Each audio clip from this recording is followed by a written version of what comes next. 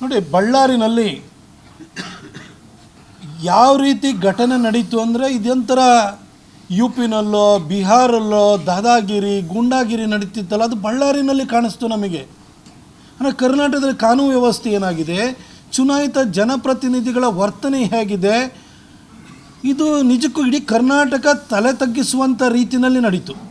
ನಾನು ಮಾನ್ಯ ಮುಖ್ಯಮಂತ್ರಿ ಸಿದ್ದರಾಮಯ್ಯನವ್ರಲ್ಲಿ ಕೇಳ್ತೀನಿ, ಹಾಗೂ ನಮ್ಮ ವಿಧಾನಸೌಧದ ಸ್ಪೀಕರ್ ಆಗಿರುವಂಥ ಖಾದರ್ ಅವ್ರನ್ನು ಕೇಳ್ತೀನಿ, ಖಾದರ್ ಅವರೇ, ಈ ಭರತ್ ರೆಡ್ಡಿಯ ಆಟಾಟೋಪ, ಆತನ ವರ್ತನೆ ಈ ಒಂದು ನಾಗರಿಕ ಸಮಾಜ ಸಹಿಸ್ಕೊಳ್ಳೋಕ್ಕೆ ಸಾಧ್ಯ ಇಲ್ಲ ಅನ್ನೋದು ಪ್ರತಿ ಅಧಿವೇಶನದಲ್ಲೂ ಕೂಡ ಸಾಬೀತಾಗ್ತಿದೆ. ಜನಾರ್ದನ್ ರೆಡ್ಡಿ ಚುನಾಯಿತ ಪ್ರತಿನಿಧಿ, ನೀವು ಹಿನ್ನೆಲೆ ಪೂರ್ವಾಪರ ಅದನ್ನೆಲ್ಲ ಚರ್ಚೆ ಮಾಡೋವಂಥದ್ದಲ್ಲ. ಜನಾರ್ದನ್ ರೆಡ್ಡಿ ಅವರನ್ನು ಮೊನ್ನೆ ಬೆಳಗಾಮಲ್ಲಿ ನಡೆದಂಥ ಅಧಿವೇಶನದಲ್ಲಿ ಏಕವಚನದಿಂದ ಈ ಭರತ್ ರೆಡ್ಡಿ ನಿಂದಿಸ್ತಾ ಇದೆ. ಫಸ್ಟ್ ಟೈಮ್ ಆಯ್ಕೆ ಆಗಿರುವಂಥ ಮನುಷ್ಯ ಏನು ಅಷ್ಟೊಂದು ಬಳ್ಳಾರಿ ಮೂಲದಿಂದ ಬಂದಾದ ಕೂಡಲೇ ದುಡ್ಡಿನ ಮದ ಅಷ್ಟೊಂದು ಇರುತ್ತಾ? ಅಲ್ಲಿ ಏಕವಚನದಲ್ಲಿ ನಿಂದಿಸಿದ್ರೂ ಕೂಡ ಇದು ಈ ಥರದೊಂದು ಘಟನೆ ಏನಾದರೂ ಸಂಸತ್ತಲ್ಲಿ ನಡೆದಿದ್ರೆ ಅಲ್ಲಿಂದಲೇ ಕಡತದಿಂದ ಹೊರಗಡೆ ಆಗ್ತಾಯಿದ್ರು, ವಾಗ್ದಂಡನೆ ನಡೀತಾ ಇತ್ತು, ಸ್ಪೀಕರ್ ಜಾಡಿಸ್ತಾ ಇದ್ದರು. ಈ ಭರತ್ ರೆಡ್ಡಿಗೆ ಮೊನ್ನೆ ಅಧಿವೇಶನದಲ್ಲೂ ಕೂಡ ಎಗ್ಗಿಲ್ದಲೇ ಮಾತಾಡಲಿಕ್ಕೆ ಅವಕಾಶ ಮಾಡಿಕೊಡ್ಲಾಯಿತು. ಇದೊಂಥರ ಅವನಿಗೆ ಒಂಥರ ಏಜ್ ಆ ಥರ ಆಡಿಸ್ತಾ ಇದೆ ಅನಿಸುತ್ತೆ, ಉನ್ಮಾದದಿಂದ ಮಾತಾಡ್ತಿದ್ರು. ಹಾಗೆ ಬಳ್ಳಾರಿನಲ್ಲಿ ನಡೆದಂಥ ಘಟನೆಯನ್ನು ನೋಡಿ. ನನ್ನ ಹತ್ರನೂ ಕೂಡ 2008ರಿಂದ ವೆಪನ್ ಲೈಸೆನ್ಸ್ ಇದೆ, ವೆಪನ್ ಇದೆ. 2012ರಿಂದ ನನಗೂ ಗನ್ಮ್ಯಾನ್ಸ್ ಇದ್ದಾರೆ.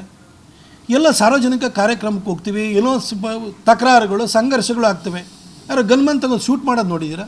ಅಥವಾ ಎಷ್ಟೋ ಜನ 30-40 ವರ್ಷದಿಂದ ಗನ್ಮ್ಯಾನ್ಗಳನ್ನ ಇಟ್ಕೊಂಡಿರುವಂಥ ರಾಜಕಾರಣಿಗಳಿದ್ದಾರೆ, ಸರ್ಕಾರ ಪ್ರೊಟೆಕ್ಷನ್ ಕೊಟ್ಟಿರೋರು ಇದ್ದಾರೆ, ಯಾರೂ ಈ ಥರ ವರ್ತಿಸ್ತಾ ಇಲ್ಲ. ಆದರೆ ಭರತ್ ರೆಡ್ಡಿಯ ಹಾಗೂ ಆ ಸತೀಶ್ ರೆಡ್ಡಿಯ ಅಂಗರಕ್ಷಕರು ಗುಂಡು ಹಾರಿಸಿ ಒಬ್ಬ ಕಾರ್ಯಕರ್ತ, ಅದು ಕಾಂಗ್ರೆಸ್ಸಿನ ಕಾರ್ಯಕರ್ತನೇ ಆಗಿರಲಿ, ಆದರೆ ಒಬ್ಬ ಕನ್ನಡಿಗನ ಜೀವ ಹೋಯ್ತಲ್ಲ, ಇದು ಕಾರಣ ಯಾರು? ಇಷ್ಟಾಗಿಯೂ ಕೂಡ ಪೊಲೀಸ್ ಕೇಸಲ್ಲಿ A1 ಮಾಡಿರೋದು ಯಾರನ್ನ?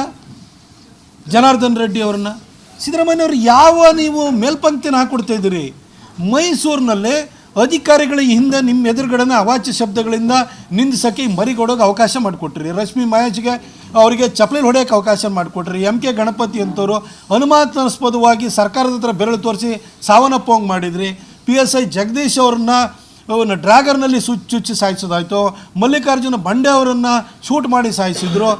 ಈ ರೀತಿ ಘಟನೆಗಳೆಲ್ಲ ಸಂಭವಿಸ್ತಾ ಇದ್ದು. ಈಗ ನೋಡಿದರೆ ವಿಧಾನಸೌಧದಲ್ಲಿರುವಂಥ ಜನಪ್ರತಿನಿಧಿ ಮೇಲೆ ನಿಮ್ಮ ಪಕ್ಷದ ಜನಪ್ರತಿನಿಧಿ ಎಗ್ಗಿಲ್ದಲೇ ಮಾತಾಡುವಂಥದ್ದು, ಆತನ ಅಂಗರಕ್ಷ ಗುಂಡಾರಿಸಿ ನಿಮ್ಮ ಕಾರ್ಯಕರ್ತನೇ ಸತ್ತೋದ್ರೂ ಕೂಡ ರಾಜಕೀಯವಾಗಿ BJPಯವರನ್ನು ತುಳಿಬೇಕು ಅನ್ನೋ ಕಾರಣಕ್ಕೋಸ್ಕರ A1 ಮಾಡುವಂಥದ್ದು ಏನು ನಡೀತಿದೆ ಸರ್? ನೀವು ಕುರ್ಚಿನಲ್ಲಿ ದೇವರಾಜ ಅರಸು ರೆಕಾರ್ಡ್ ಮುರಿದು ಬಿಡ್ತೀರಿ, ನನಗೆ ಗೊತ್ತು. ಆದರೆ ದೇವರಾಜ ಅರಸವರು ಎಲ್ಲ ಜಾತಿ ಜನಾಂಗಗಳ ಶ್ರೇಯೋಭಿವೃದ್ಧಿಗೋಸ್ಕರ ದುಡಿದಂತಹ ಶ್ರಮಿಸಿದಂತಹ ಮಹಾನುಭವ, ಉಳುವವನಿಗೆ ಭೂಮಿ ಕೊಟ್ಟಂಥ ಮಹಾನುಭವ. ನೀವೇನು ಕೊಡ್ತೀರಿ? ಎಲ್ಲರ ಜೀವ ತೆಗೆಯುವಂಥವ್ರನ್ನ ಸಾಕ್ಕೊಂಡಿದ್ದೀರಿ. ಏನು ಮೇಲ್ಪಂಕ್ತಿ ಹಾಕ್ಕೊಡ್ತಿದ್ದೀರಿ ಸರ್? ಆ ಭರತ್ ರೆಡ್ಡಿ ಅಂತ ಒಬ್ಬ ಮೊನ್ನೆ ಬಂದಿರುವಂಥ ಶಾಸಕನಿಗೆ ಈ ರೀತಿ ನಡ್ಕೊಳ್ಳೋದಕ್ಕೆ ಅವಕಾಶ ಮಾಡಿಕೊಡ್ತಿದ್ದೀರಿ ಅಂದರೆ ಸರ್, ಅವನು ತಪ್ಪು ಅಂತ ಮಾತ್ರ ನಾನು ಹೇಳಲ್ಲ ಸರ್, ಇದು ನಿಮ್ಮ ತಪ್ಪಿದೆ ಸರ್ ಇದರಲ್ಲಿ.